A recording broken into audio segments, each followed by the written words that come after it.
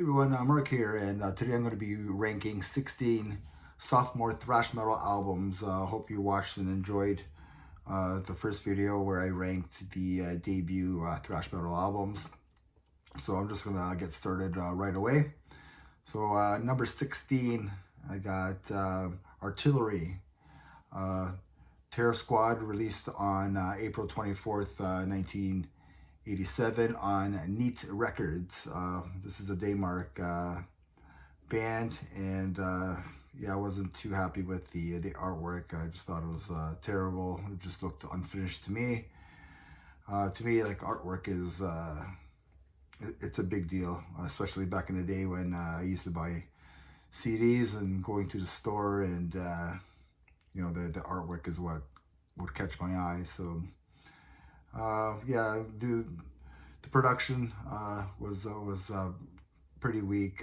Honestly, I didn't really care for the album that much. But number 15, I have Destruction, Eternal Devastation, released on July 12th, 1986 on SVP, Steamhammer Records. Yeah, the artwork on this one is sick. Again, the vocals are a little bit better, and the just killer riffs on this album. So number 14, I got Razor, Evil Invaders, released on October 1985 on Viper Records. I do like this album. It has like a Motorhead vibe to it. There's just other albums that I just like more. So plain and simple.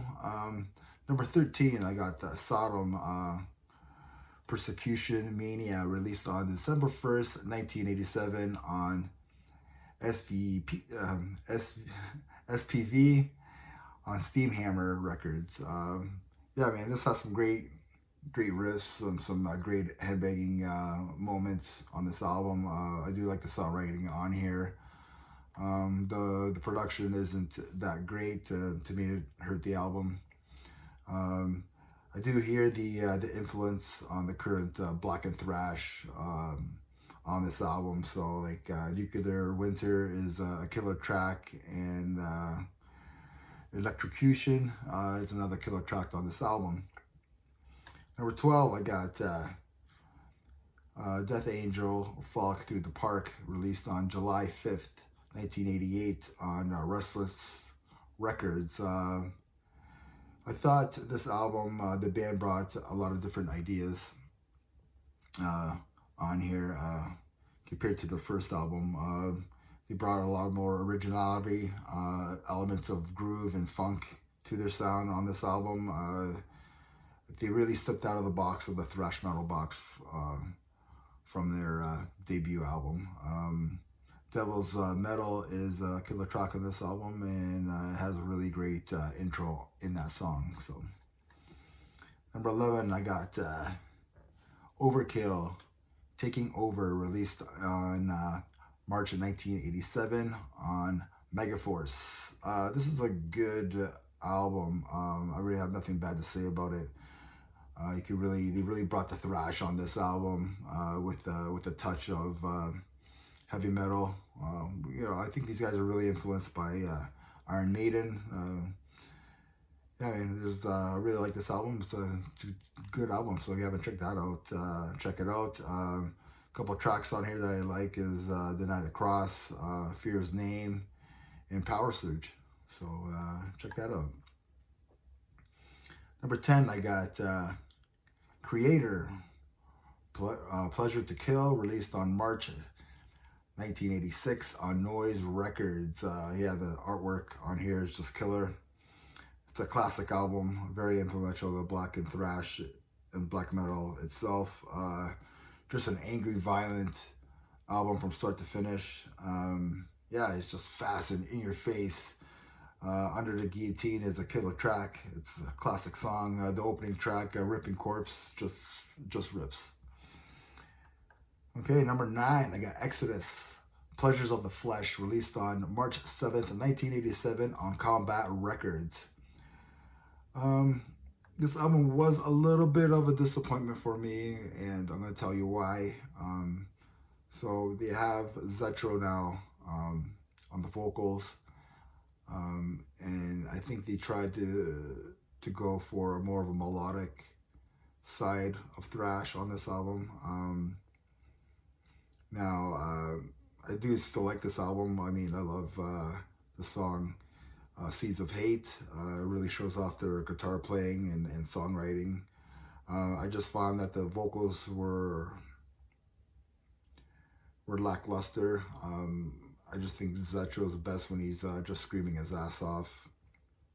And yeah, so yeah, Seeds of Hate was a really great track, and Deranged, the opening track on here, I thought was Zetro's best vocal performance, which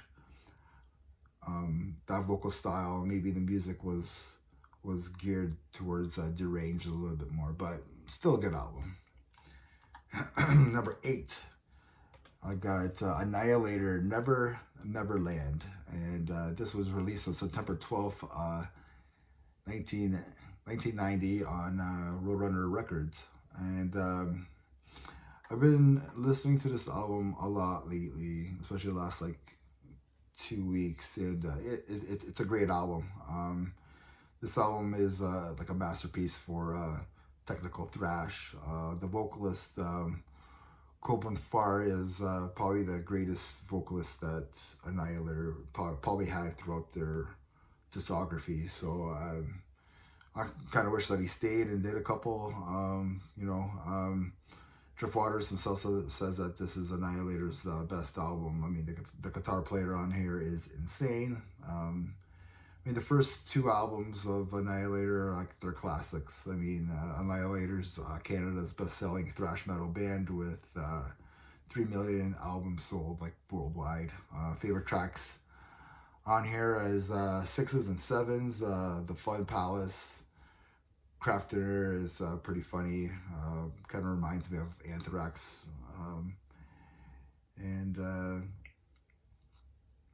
Yeah, those are the 3 tracks I really enjoyed on this album. Number 7, I got Flotsam and Jetsam, No Place for This Honor, released on May 20th, 1988 on Metal Blade Records. Now, Eric A.K., the vocalist, he's just so good. Sorry, I'm just gonna drink of water. The vocals on here are just so great.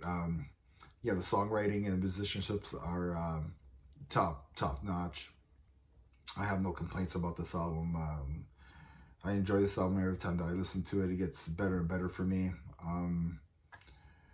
Yeah, the title track, No Place for Disgrace, Dreams of Death, and Misguided Fortune. Like, I love the opening riff on that song. So yeah, I mean, it's a great album.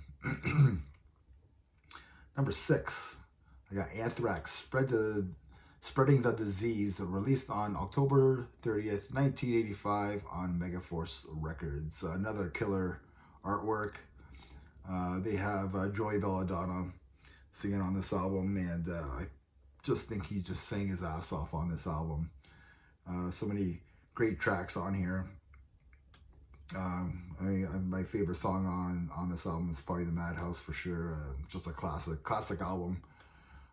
Yeah, Joey, what an intro for Joey Belladonna. Just start off this classic lineup. So we have the top 5 now. So here we go. So number 5, I got Sepultura, Schizophrenia, released on October 30th, 1987. I just love this band. They're my favorite. One of my favorite bands growing up. I remember buying this album and I just listened to it non-stop, man. Like, Troops of Doom is one of my favorite songs of all time. This album's so important to death thrash. To me, Max sounds like Max on this album, you know, that raspy voice. You know, Max was killer on this album, even though his guitar was not in tune, but it's okay. We got Andreas Kisser, who joined the band, and just a great addition to this classic lineup of Sepultura. So, yeah, you could probably name every track in this on this album. Great stuff. Number 4, I got Slayer, Hell Awaits, released on March 1985 on Metal Blade. Yeah, just another classic album. And this album's just pure evil from Slayer.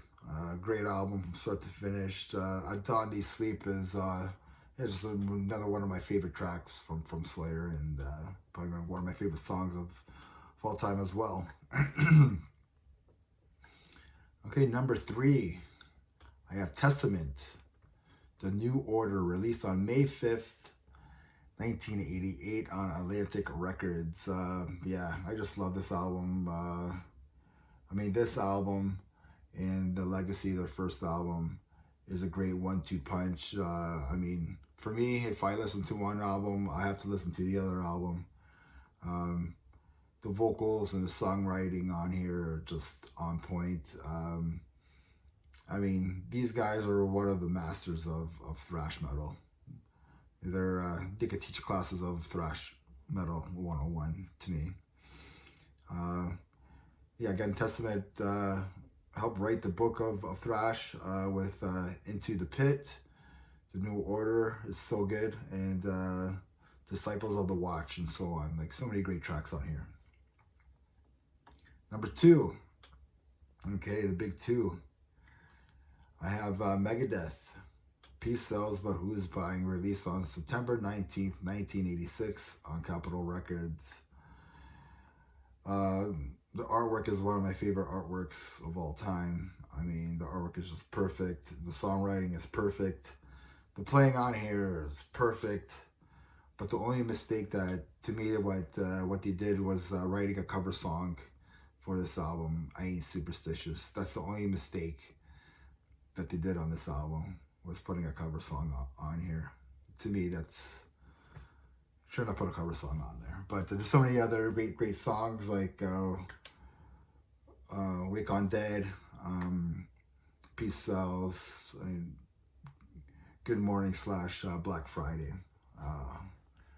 Almost, it's still a masterpiece album, but the cover song, like, why the cover song? And the number 1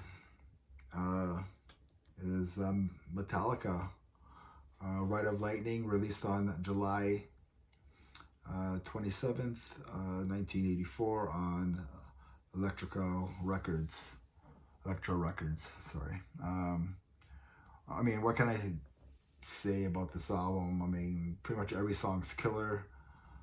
Like, maybe Escape is probably the weakest song on the album. I mean, but you put Escape in another band's album and it'll probably be their strongest song. Like, great artwork.